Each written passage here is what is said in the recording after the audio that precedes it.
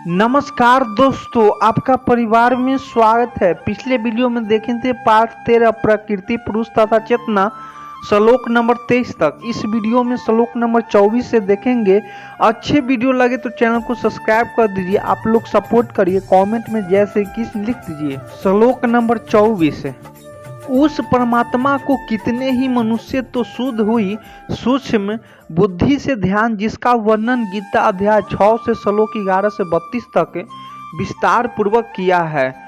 हृदय में देखते हुए अन्य कितने ही ज्ञान योग, जिसका वर्णन गीता अध्याय 2 में श्लोक 11 से 30 तक विस्तार पूर्वक किया है।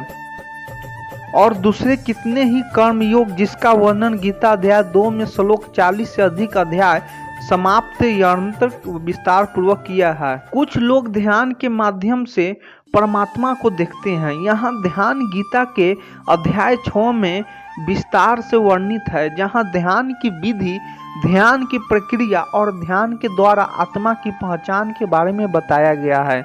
इन लोगों को ध्यान आत्मा के गहन और सूक्ष्म ज्ञान की ओर केंद्रित होता है, जिससे वे परमात्मा को अपनी अंतरात्मा में अनुभव करते हैं। कुछ लोग आत्मा की वास्तविकता को आत्मा के माध्यम से ही जानने की कोशिश करते हैं। इसका मतलब है कि वे स्वयं की गहराई में जाकर आत्मा की अनुभूति करते हैं और इसी अनुभव के माध्यम से परमात्मा का ज्ञान प्राप्त करते हैं।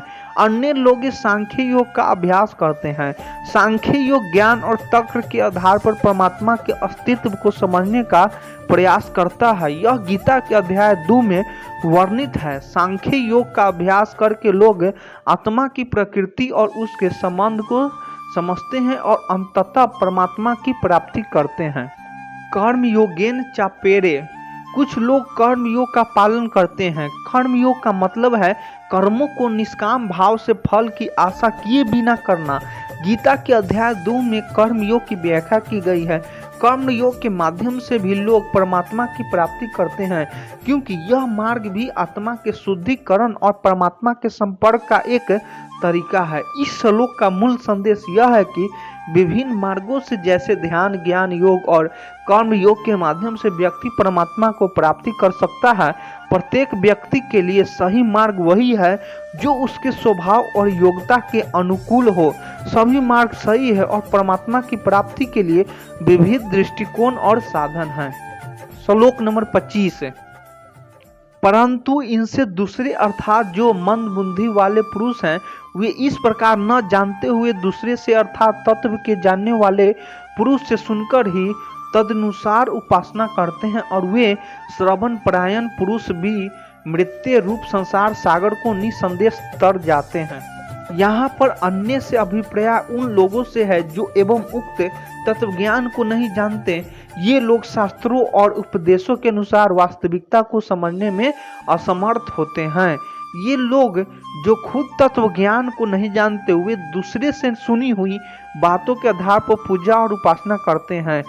यानी वे सीधे तत्व ज्ञान को नहीं समझते, लेकिन वे उन बातों को मानते हैं जो उन्हें दूसरे से सुनने को मिलती है। भगवान कृष्ण कह रहे हैं कि ये लोग भी, जिनके पास तत्व ज्ञान की गहराई नहीं है, फिर भी वे मृत्यु के महासागर को पार कर सकते हैं। इसका मतलब है कि यदि वे श्रवण और उपासना में लगे रहते हैं तो वे अंततः मुक्ति की ओर अग्रसर हो सकते हैं।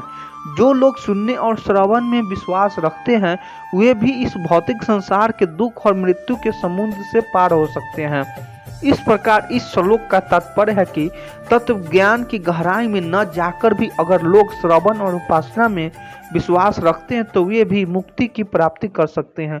यह दर्शाता है कि सही मार्ग पर चलने और भगवान के उपदेशों की मानने से भले ही व्यक्ति ज्ञान की गहराई को न समझे, वे भी मोक्ष की प्राप्ति की ओर अग्रसर हो सकते हैं।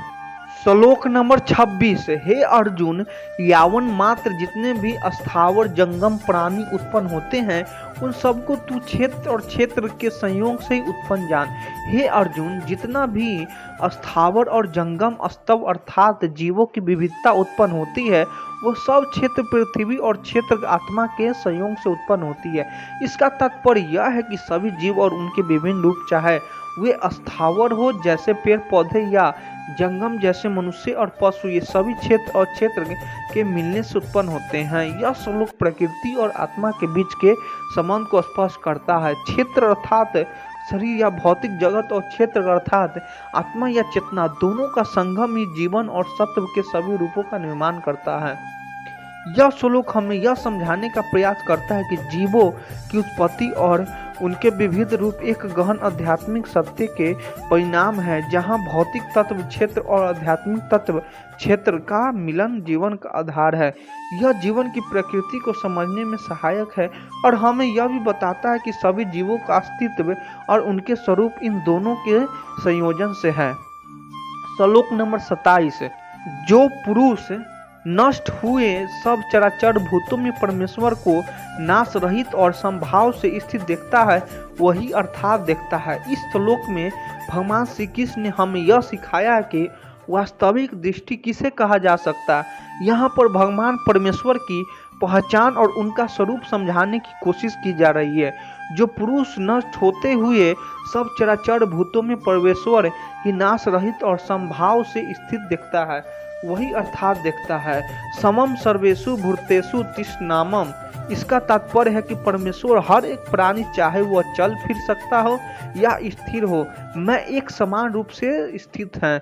वे सब के अंदर संभाव में स्थित रहते हैं, किसी भी भेदभाव के बिना। यहाँ पर परमेश्वर की स्थिरता और नाश रहितता का वर्णन किया गया है। संसार के सभी प्राणी और वस्तुएं नाशवान हैं, लेकिन परमेश्वर नाश रहित है। वे सदा एक समान रहते हैं, वे सभी बदलने नहीं और नष्ट नहीं होते। जो व्यक्ति इस सच्चाई को समझता है कि परमेश्वर सब प्राणियों में एक समान रूप से विद्यमान है और वे नाश रहित है, वही वास्तव में देखता है। इस प्रकार इस श्लोक में भगवान श्री कृष्ण ने हमें यह ज्ञान दिया है कि सच्ची दृष्टि वही है जो अभी प्राणियों में एक समान परमेश्वर को देखें और यह समझे कि वह नाश रहित और स्थिर है। यह श्लोक हमें यह सिखाता है कि बाहरी रूप, रंग और भौतिक बदलाव से परे परमेश्वर का वास्तविक स्वरूप नाश रहित और अनंत है। यही सच्ची दृष्टि है। श्लोक नंबर 28, क्योंकि जो पुरुष सबसे संभाव से स्थिर परमेश्वर को समान देखता है, अपने द्वारा अपने को नष्ट नहीं करता, इससे वह परम गति को प्राप्त होता है। इस श्लोक में भगवान श्री कृष्ण ने बताया है कि जो व्यक्ति हर जगह परमेश्वर को समान भाव से देखता है और समभाव से व्यवहार करता है, वह स्वयं को नष्ट नहीं करता। समम पश्यन्ति सर्वतः, इसका तात्पर्य है कि जो व्यक्ति प्रत्येक प्राणी और वस्तुओं में ईश्वर का समान रूप से दर्शन करता है और हर जगह ईश्वर की एक रूपता को पहचानता है, वह सच्चे ज्ञान को प्राप्त करता है। यह दृष्टिकोण उसे एकात्मता की अनुभूति कराता है, जहाँ वह हर व्यक्ति और प्राणी में ईश्वर की उपस्थिति देखता है। न हिंसतामाना, इसका अर्थ है कि ऐसे व्यक्ति द्वारा अपने आत्मा को नष्ट नहीं किया जाता। यहाँ आत्मनामतान का तात्पर्य अपने आत्मा से स्वयं को नष्ट करने से है। जब कोई व्यक्ति इस अद्वितीय दृष्टिकोण से देखता है तो वह अपने कर्मों के प्रति सही दृष्टिकोण अपनाता है और आत्मा अहिंसा या आत्मा नाश से बचता है। ततो याति परम गतिमा, इसका मतलब है कि ऐसा व्यक्ति परम गति को प्राप्त होता है। यह परम गति का तात्पर्य मोक्ष या आत्मा की अंतिम स्थिति से, जहाँ वह जन्म मृत्यु के चक्र से मुक्त हो जाता है और भगवान के साथ एकाकार हो जाता है। इस श्लोक में भगवान श्री कृष्ण ने कहा है कि जो व्यक्ति हर वस्तुओं और प्राणी में ईश्वर की समानता को देखता है और अपने कर्मों में संभाव बनाए रखता है, वो स्वयं को नष्ट नहीं करता और अंततः परम गति को प्राप्त करता है। यह श्लोक हमें सिखाता है कि आत्मा के उच्चतम स्तर को प्राप्त करने के लिए समानता और संभाव की दृष्टि आवश्यक है। अच्छे वीडियो लगे तो चैनल को सब्सक्राइब कर दीजिए। आप लोग सपोर्ट करिए, कमेंट में जय श्री कृष्ण लिख दीजिए। धन्यवाद।